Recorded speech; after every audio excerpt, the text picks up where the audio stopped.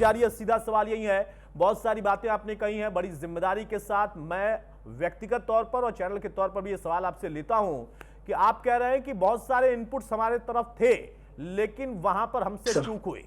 क्या चूक है, कैसी चूक है खुद आपकी नजर में? सर देखिए कि 6 तारीख को आपने देखा कि आदिल को पकड़ा, 10 तारीख को उसी के नेक्स्ट इनका एक मुजिबुल डॉक्टर पकड़ा। बात एक्चुअली क्या है सर, टेररिज्म का तरीका, इन्होंने टेररिज्म का तरीका थोड़ा सा चेंज किया है। जैसे भी सर लोग बोल रहे थे, सीनियर सारे बोल रहे थे कि अगर यही इंसिडेंट नॉर्थ ईस्ट के अंदर हुआ होता है, टेररिज्म अटैक जेएनके के अंदर हुआ होता तो न्यूज कुछ और थी। बहुत सारे चैनल्स बोल रहे हैं कि नहीं यार, तो जल्दबाजी में किया गया, पैनिक में किया गया। सर टेररिज्म का सबसे पहला काम होता है दुनिया के अंदर दहशत फैलाना, पूरी दुनिया में। लेकिन दहशत कैसे फैलाएंगे सर, जब पूरी दुनिया उस आतंकवादी घटना के बारे में जानेगी। दिल्ली के अंदर रेड फोर्ट एरिया में किया हुआ ये टेररिज्म अटैक पूरी दुनिया तक मैसेज गया है सर। आज पूरी दुनिया के हर चैनल में, हर न्यूज में आपको यही टेररिज्म हमला दिखाई दे रहा है। तो टेररिज्म ने अपना काम करने का तरीका चेंज कर चुके हैं। आज से पहले लोग बोलते थे यार कि अनपढ़ लोगों को आतंकवादी बना देते हैं, इनको ब्रेन वॉश करते हैं। ये तो देश के डॉक्टर है ना सर, हमारे देश में पढ़े, यहीं रहे, यहीं पैदा हुए और यहीं के खिलाफ आज आतंक कर रहे हैं। बड़ी बात कह रहे हैं, लकी आप बिल्कुल सही बात कर रहे हैं। और यही हमारे पैनलिस्ट भी कह रहे थे कि इस बार पैटर्न जो बदला, और आपने उसमें एक चीज ऐड की है कि आपने ना सिर्फ पैटर्न बदला, नए लोगों को चुना, बल्कि उस जगह को आपने टारगेट कर लिया जहां से चर्चा ना सिर्फ उस देश के हिस्से में हो सकती है, पूरे देश में हो सकती है, बल्कि दुनिया में भी हो रही है।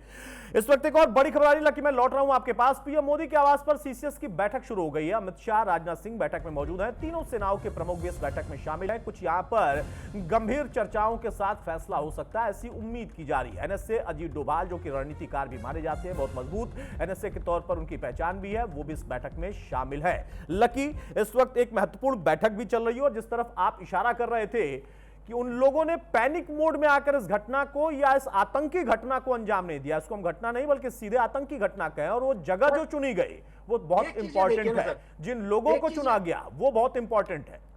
सर लोग कह रहे हैं, मैं चैनल में ही सुन रहा हूं कल से लगातार कि यार पैनिक में चीजें कर दी, जल्दबाजी में धमाका कर दिया।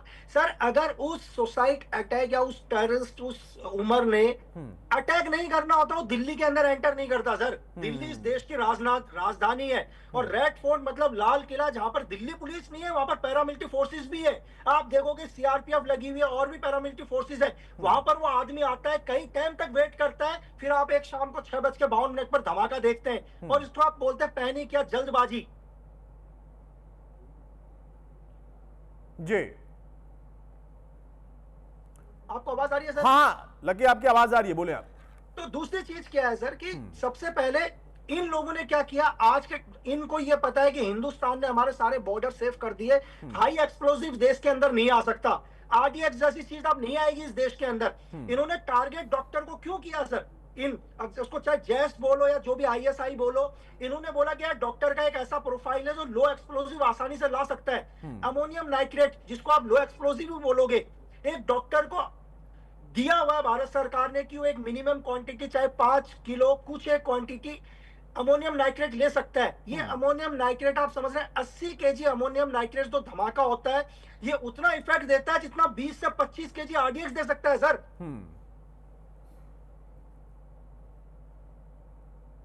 लकी, अब मैं इस चीज को समझना चाहूंगा, जैसा आप कह रहे हैं कि सिक्योरिटीज हमारे बॉर्डर पर बहुत सख्त हो गई हैं, तो इतना आसान नहीं रह गया। तो अब आप देश के अंदर से ही वो चाहे इस तरीके के जो भी हथियार आपको बनाने हो, विस्फोटक बनाने हो, उसको कैसे डेवलप करना है, कहां उनको इकट्ठा करना है और उसका इस्तेमाल कब करना है, ये नए मॉडल और नए मॉड्यूल की बात हो रही है। ये आपको समझ में आ रहा है कि ये कितना बड़ा हो सकता है, इसकी नेटवर्किंग क्या हो सकती है? क्योंकि अभी तो चुनिंदा लोग पकड़े गए, उनके बारे में जानकारी मिल रही है।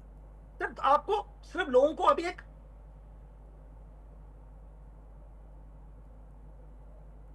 सॉरी थोड़ा एक्चुअली क्या है सर, अभी लोगों को सिर्फ एक अमोनियम नाइट्रेट के बारे में पता चला। 10,000 तरह के ऐसे केमिकल हैं जो सेम अमोनियम नाइट्रेट जैसा धमाका कर सकते हैं सर। मैं बहुत आसान शब्दों में समझाना चाहूंगा ताकि देश की जनता समझ सके। दुनिया का कोई भी हाई एक्सप्लोसिव को धमाका करने के लिए डेटोनेटर की जरूरत होती है। हाई एक्सप्लोसिव बिना डेटोनेटर के धमाका नहीं होता। लेकिन जैसे सपोज करो आरडीएक्स की जो स्पीड है तो 1 सेकंड के अंदर 7 किलोमीटर है, तो वही इसी अमोनियम नाइट्रेट या लो एक्सप्लोजिव की जो स्पीड है वो 1 सेकंड में 3500 मीटर है सर। जितना 1000 केजी आरडीएक्स असर दे सकता है उतना ही 500 केजी ये लो एक्सप्लोजिव अमोनियम नाइट्रेट जैसे एसिड भी दे सकते हैं। कल से आप सारे चैनल में एक ही चीज देख रहा हूं कि अमोनियम नाइट्रेट से धमाका हुआ, लेकिन एक क्वेश्चन है सर मेरा कि दुनिया का कोई भी अमोनियम नाइट्रेट तब तक धमाका नहीं करेगा जब तक उसके साथ दूसरा केमिकल रिएक्ट नहीं करेगा। मेरी बात समझ रहे हैं? जैसे आरडीएक्स को धमाका करने के लिए डेटोनेटर की जरूरत होती है, वैसे ही अमोनियम नाइट्रेट को ब्लास्ट करने के लिए दुनिया का कोई ना कोई दूसरा केमिकल चाहिए, तभी वो धमाका करेगा। क्योंकि अमोनियम नाइट्रेट को धमाका करने के लिए कम से कम 150 से 170 डिग्री का टेम्परेचर चाहिए। वो दूसरा कौन सा केमिकल था जिसके साथ उसको रिएक्ट किया गया? इसका मतलब वो केमिकल भी इन लोगों के पास है।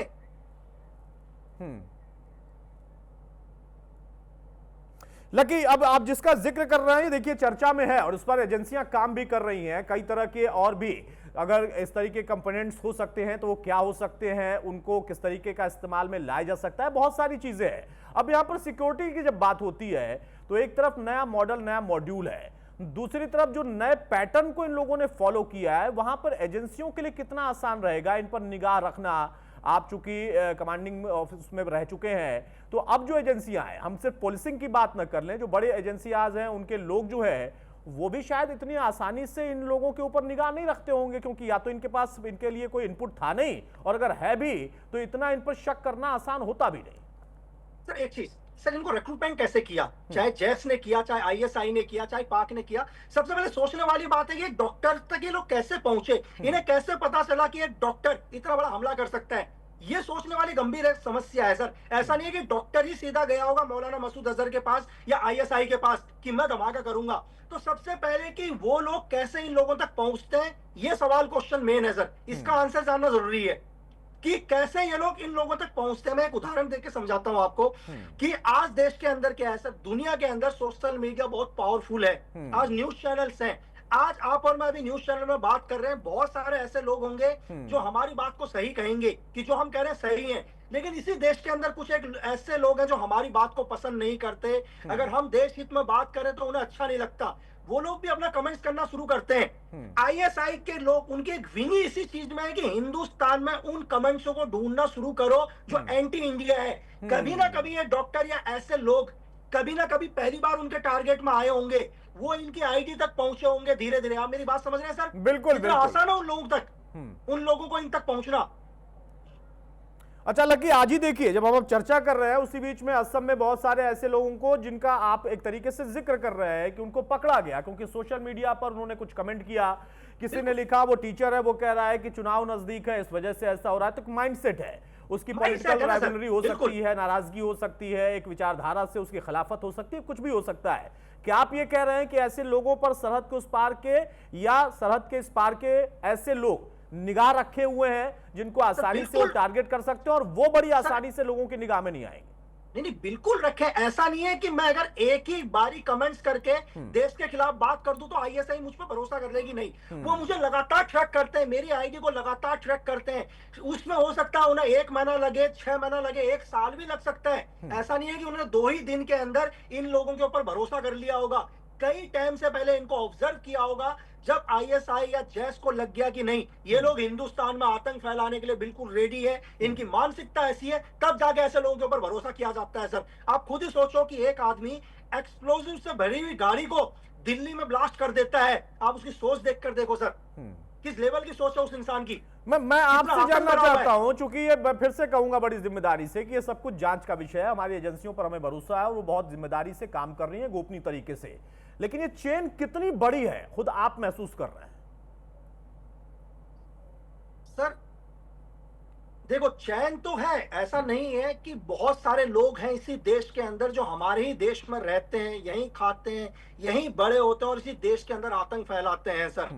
चैन बहुत लंबी है, वो किसी भी रूप में हो सकता है। आज आपने डॉक्टर्स देखे तो हो सकता है कल वो कोई इंजीनियर भी हो सकता है कल कोई आर्किटेक्ट भी हो। जब तक सामने नहीं आ रहा तब तक हमारे लिए क्या है, एक इंसान सही है। जब सामने आया तो आपको उसका रूप नजर आया सर। तो हमारी एजेंसीज काम कर रही है इसमें और बहुत जल्दी जो भी इसके पीछे हैं सर, वो दुनिया के किसी भी कोने में हो, मैं बात हिंदुस्तान की नहीं कर रहा हूं, दिल्ली ब्लास्ट के पीछे, हमारे देश में आतंक फैलाने के पीछे धरती के किसी भी कोने में होंगे, आप बहुत जल्दी रिजल्ट देखोगे और आप इंडिया टीवी से ही दुनिया को बताओगे सर कि न्यूज दिल्ली, इंडिया बिल्कुल न्यूज इंडिया से अच्छा, बताओगे मैं एक आप। बात संक्षेप में एक चीज आपसे पूछना चाह रहा हूं लकी, उसके बाद हम अपनी चर्चा यहां पर समाप्त करेंगे। क्या अब हमारी एजेंसियों ने भी अपना पैटर्न बदलना शुरू कर दिया है? क्योंकि आप बिल्कुल। रहे हैं, बहुत सारी ऐसी चीजें हैं जो कि आप भी मुझे शायद खुलकर ना बताए, लेकिन संकेत में बता सकते हैं। सर मैं आपको यह यकीन दिलाता हूं कि आज हमारा देश बहुत सेफ हाथों में है। हमारी एजेंसी दुनिया की सबसे पावरफुल एजेंसी है सर। अगर मैं आप यही लेकर देखो सर कि हमारी एजेंसी ने 3000 केजी एक्सप्लोजिव पकड़ा ना सर, पकड़ लिया इससे पहले, वो इंसिडेंट होने से पहले। और भी देश में अगर कोई भी चीजें रखी हैं, चाहे वेपन हो चाहे एक्सप्लोजिव हो, हमारी एजेंसी बहुत जल्दी वो सब रिकवर करेगी और जो भी इसके पीछे है वो सब लोग मारे जाएंगे सर। आप पूरा भरोसा कर सकते हैं देश की सुरक्षा के ऊपर। बहुत शुक्रिया लकी हमारे साथ जुड़ने के लिए। तो लकी बिष्ट हमारे साथ हैं, जो कि फॉर्मर एनएसजी कमांडो भी रहे, स्पाई के तौर पर भी उनकी पहचान है और सोशल मीडिया पर बड़े एक्टिव रहते हैं। उनका कहना है कि जो दिल्ली में हुआ उससे एक बड़ा मैसेज देने की कोशिश थी। बहुत सारी थ्योरीज चल रही हैं, हम आप भी चर्चा करते हैं तो बहुत सारी चीज़ों पर उस पर बातचीत कर लेते हैं, लेकिन जो एजेंसियां हैं वो सिर्फ इन थ्योरी पर काम नहीं करती हैं, उनकी अपनी अलग थ्योरी होती हैं। उस थ्योरी को ट्रैक आउट करने का तरीका भी अलग होता है। लकी बिष्ट का भी यही कहना था कि हमने समय रहते, हमारी एजेंसियों ने समय रहते ना सिर्फ बड़ी रिकवरी कर ली थी, लेकिन फिर भी उसके बाद एक घटना घटित होती है राजधानी के अंदर, जिसका सीधा टेरर से कनेक्शन जुड़ जाता है और अब वहां पर सतर्कता और बढ़ गई है, चैलेंजेस भी नए बने हैं। नमस्कार।